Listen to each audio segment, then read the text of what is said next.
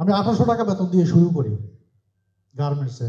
অনন্ত group যেটা এখন বর্তমানে, এই অনন্ত গ্রুপে আমি যখন শুরু করি, আমি প্রথমে শুরু করি অ্যাকাউন্টস সেকশনে।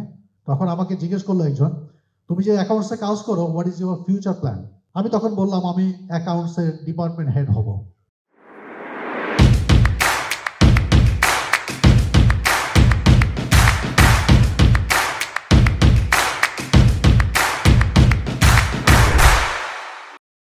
লাইফটা অত ইজি না, আমাদের যথেষ্ট হার্ডওয়ার্ক করতে হয় এবং nothing is free, nothing is easy. আমি যদি ওই জায়গায় আসি, তাহলে আমাকে আসলে গোল সেট করতে হবে, আমি কি চাই। পড়ালেখা ঠিক আছে, সার্টিফিকেট আসলে একটা দরকার হয়, মেবি ওইটা আপনাকে পরে কাজে দিবে। বাট আপনি যদি আপনার গোলটা সেট করেন, ওইটা যদি অ্যালাইন্ড হয়, তাহলে আমার মনে হয় মাচ মোর ইজিয়ার। ওটা বিলিভ করতে হবে, গোলটাকে আসলে বিলিভ করতে হবে। জাস্ট একটা গোল সেট করলাম, আমি বিশ্বাস করি না, তাহলে নিজেই যদি বিশ্বাস না করি, আমি ওই গোলটা কিভাবে ড্রাইভ করব, ওই গোলটা কিভাবে আমি অ্যাচিভ করব। আমি যদি বিশ্বাস করি, ওইটার এগেনস্ট আমাকে কোর্সটা সেট করতে হবে বা আমাকে প্ল্যানটা সেট করতে হবে। ডিটারমিনেশন লাগবে, হার্ডওয়ার্ক লাগবে। শাহরুখ খান কিছুদিন আগে একটা রিলে বলতেছিল যে আসলে অনেকেই মনে করে আমি হয়তো বা অনেকক্ষণ ঘুমাই, বাট আমার আসলে 6 ঘন্টা ঘুম প্রয়োজন, আমি ঘুমাই 4 ঘন্টা, রেস্ট অফ দ্য টাইম আমি কাজ করি। আমার অনেক কমফোর্ট জোনে থাকার কথা, বাট আমি নিজেকে কখনোই কমফোর্ট জোনে রাখি না। At the end you have to put yourself into new challenges, এবং চ্যালেঞ্জগুলো আপনাকে ওভারকাম করতে হবে if you want to grow, if you want to succeed. নিজের স্ট্রেংথ জানাটা খুব ইম্পর্টেন্ট। আমরা পড়ালেখা করি, হ্যাঁ, ওইটার সাথে যদি অ্যালাইন হয় খুব ভালো, বাট আমার নিজের সক্ষমতা কি আমার মনে হয় আমরা সবাই জানি। একটু যদি নিজে অ্যাসেসমেন্ট করি এবং সে অনুযায়ী যদি আমরা যদি মনে করি যে না আমি এটা করব, তাহলে আমার মনে হয় যে ওই জায়গায় সাকসেসটা আসাটা খুব ইজি।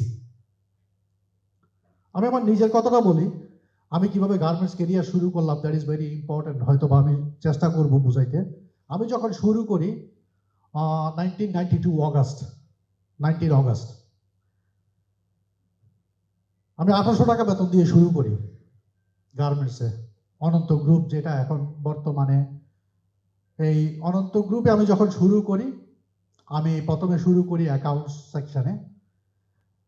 আমি লাকি যে আমার পাশে অনেকে আমাকে সাজেশন দিছে বা রাইট ডিরেকশন দিছে।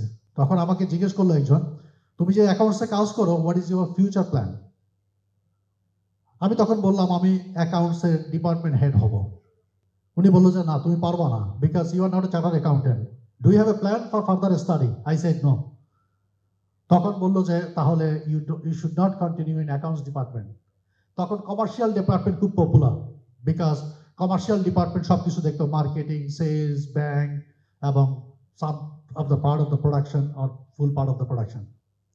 তখন আমি মুভ আউট করলাম কমার্শিয়ালে।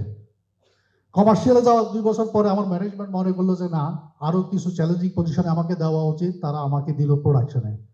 একইভাবে 2 বছর পরে আবার মুভ আউট করলো, সেখানে আমাকে দেওয়া হলো মার্চেন্ডাইজিং ডিপার্টমেন্টে। And today here I am, যে আমাদের এমপ্লয়মেন্ট হচ্ছে 10,000 এবং আমাদের টার্ন ওভার হচ্ছে $135 মিলিয়ন।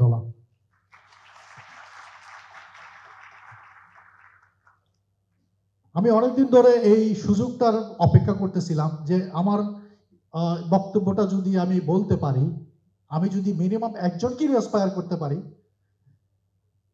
আমার মনে হয় সেটাই সার্থকতা। বিকজ এভরি টাইম আমি কিন্তু ওই সময় সরকারি চাকরি করতে পারতাম, বা ইভেন আমি তখন কিন্তু অনার্স করি না, আমি কিন্তু বিকম পাস কোর্স করলাম, বিকজ ওই সময় সেশন জট ছিল। তখন চিন্তা করলাম যে না, আমার অনার্স করলে হয়তো বা 4 বছর, 5 বছর, ইভেন 6 বছর লাগতে পারে। So then I got to decide যে না, আমি বিকম পাস কোর্স করে বেরিয়ে যাব। কেন না, আমি খুব একটা খারাপ স্টুডেন্ট ছিলাম না। আমি চিরঙ্গে মুসলিম হাই স্কুলে ছিলাম, নর্ডেম কলেজে পড়ালেখা করছি, বিকম পাস কোর্স করছি সিটি কলেজে, এবং মাস্টার্স করছি জগন্নাথ থেকে। তো আমি লাকি, আমার টাইম টু টাইম আমি অনেকগুলো মেন্টর পাইছি। আপনাকে মেন্টর থাকতে হবে, ইফ পসিবল কানেক্টিভিটি থাকতে হবে, ইন্টারাকশন থাকতে হবে। Those people you never know, they will help you out, they will give you proper suggestion. Like আমি যখন গ্র্যাজুয়েশন করতেছি, আমাদের লাস্ট ডিগ্রি পরীক্ষা দিব, তখন আমরা গ্রুপে স্টাডি করতেছি ধানমন্ডি হুমায়ুন হিসেবে বাসায়।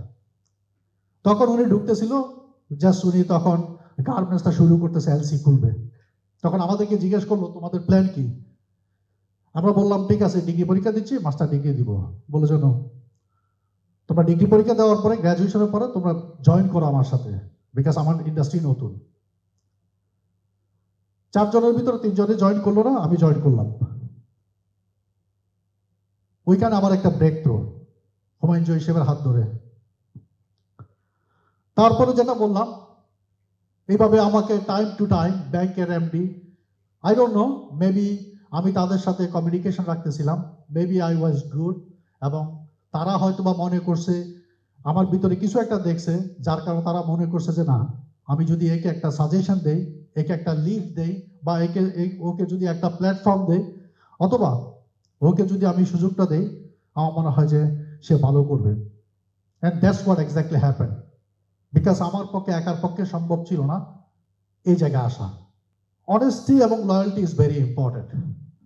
লাইফে কিন্তু অপরচুনিটি আসবে, অপরচুনিটি আমি কিভাবে নিব। আমি একটা আমার অপরচুনিটির কথা শেয়ার করি। আমি তখন অনন্ত গ্রুপে, এবং আমাকে গ্যাপে অফার করা হলো ডিএমএম হিসেবে। ডিএমএম মানে তখন কান্ট্রি ম্যানেজার ছিল না, গ্যাপের ঢাকা অফিস। তখন আমি বললাম যে না, আসলে আমার পক্ষে জয়েন করা সম্ভব না।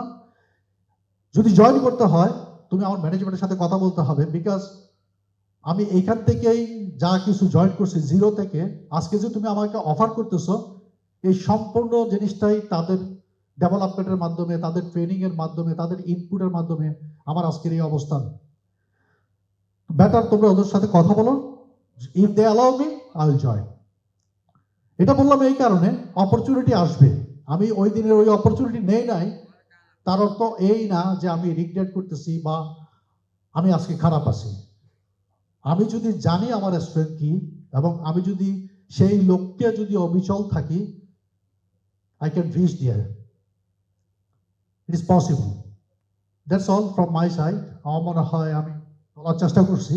In case anybody of you যদি মনে করেন যে you can reach out to me, যে like how you can do that as a mentor, বা আপনার সাজেশন দরকার, বা নেক্সট কি করবেন, কিভাবে করা উচিত, at least I shall remain available, যে আপনাকে সেই দিক নির্দেশনা দেওয়া বা আপনাকে পরামর্শ দেওয়া, সেটা যদি আপনার উপকারে আসে। Thank you very much.